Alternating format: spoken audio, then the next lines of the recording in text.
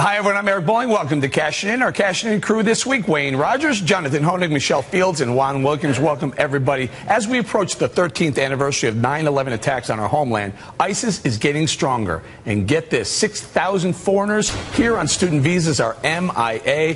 Is the White House doing enough to protect Americans and America's economy against another attack? And we're going to start with you, Jonathan. Well, Eric, we have the military might to destroy jihadism. What we lack is the moral certainty. I mean, ISIS, Hamas, Boko Haram, Hezbollah, anyone seeing a trend here? I honestly think the president is afraid. He uses the term ISIL just because he's afraid to use the term Islam. If you can't name the enemy, you can't defeat it. And to say that ISIS or ISIL doesn't represent any philosophy explains why we're losing and why militant Islam is stronger now than it's ever been. All right, we'll jump to you, Juan, right now. You're making a face, but I got to tell you, we have no. Let's not put the cart before the horse. We have no strategy, and then he calls.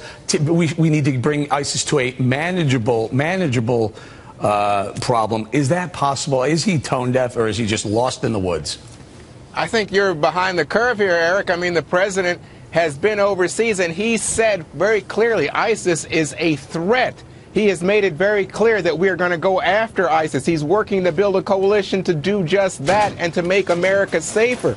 I mean, look at the reality. If you use the metric the Bush administration used, we've had no attacks on the homeland. None. Zero. Whoa, hold on. Because the Department of Justice decided to call Nidal Hassan workplace violence, not what it really was. It was terror. And we're just lucky Underpants bomber didn't blow up over Detroit. And we're really lucky, a couple of blocks from over here, the Times Square bomber didn't blow himself up. You're hyping, you're stretching to try to make the point. I appreciate it, but it's just not the fact. There's no major attacks on the homeland. $61 billion spent on homeland security. Let's do this. Let's give you that. Let's give you that, which I'm not ready to do, but we'll give you that just for a moment. Let's talk about what's really going on here. Guys, pull up the first full screen. These are three young Americans from Minneapolis, from the Minneapolis area in Minnesota, three men who've decided to go over and fight for either Al-Shabaab or Al-Qaeda. Douglas McCain MacArthur, Mr. Mohammed, and Troy Castigar. Troy Castigar, I'm going to roll this soundbite, and I want Michelle to listen to this and respond to this. Take a listen.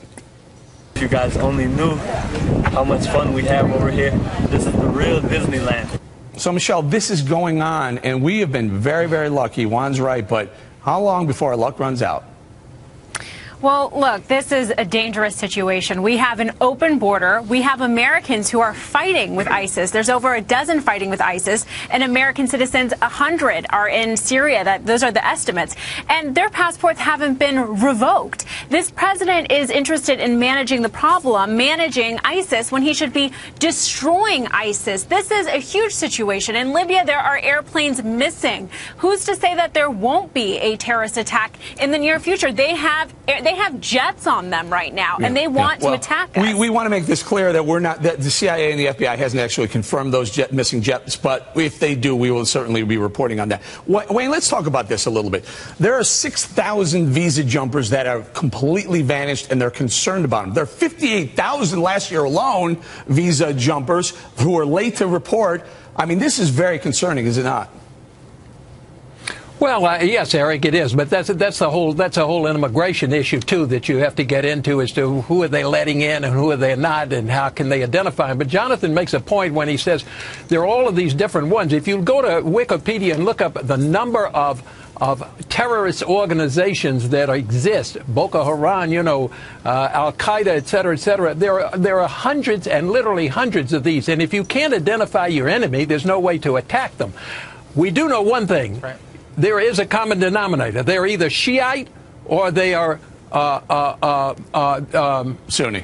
What do I want to say? Sunni. Yeah. Yes. So if you're Sunni or Shiite, at least we can divide that. And the enemy of our enemy is our friend. So we should be doing that. We should be trying to pay attention to how we divide them and keep a balance of power. Go ahead, John. I have to say, I disagree. The enemy, we have enemies, and they're the ones who are declaring war on America and slicing journalists' heads off. And you know what? We don't have, Eric, to your point about people on visas, etc.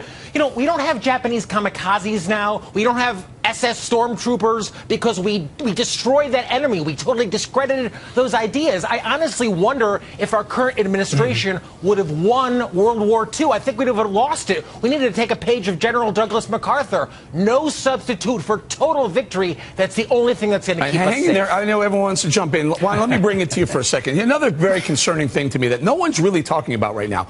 All of a sudden, we've taken our eye off the ball, and the ball being Iran. Probably our biggest foe, our biggest terror foe on the planet, bar none, will be Iran. Now, we've lifted sanctions on Iran. We've kind of made nice with them. They've been the biggest supporters of terror in the history of the planet. Why are we now all of a sudden deciding we may have to get in bed with Iran? This is dangerous.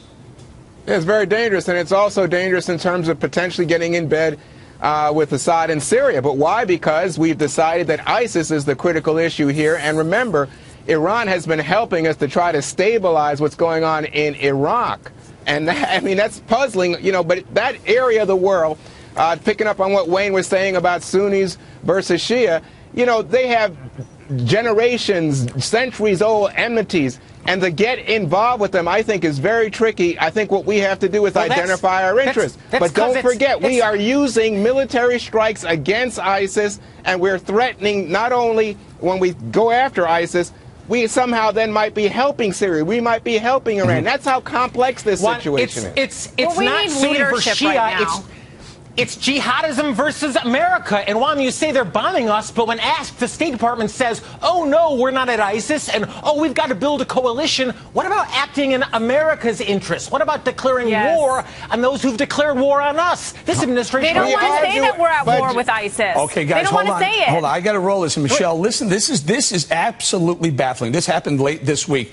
There's a gentleman, Donald Morgan, who was a cop. He was a bodybuilder. We have a full screen of this guy who became he tried to become, he's an ISIS wannabe.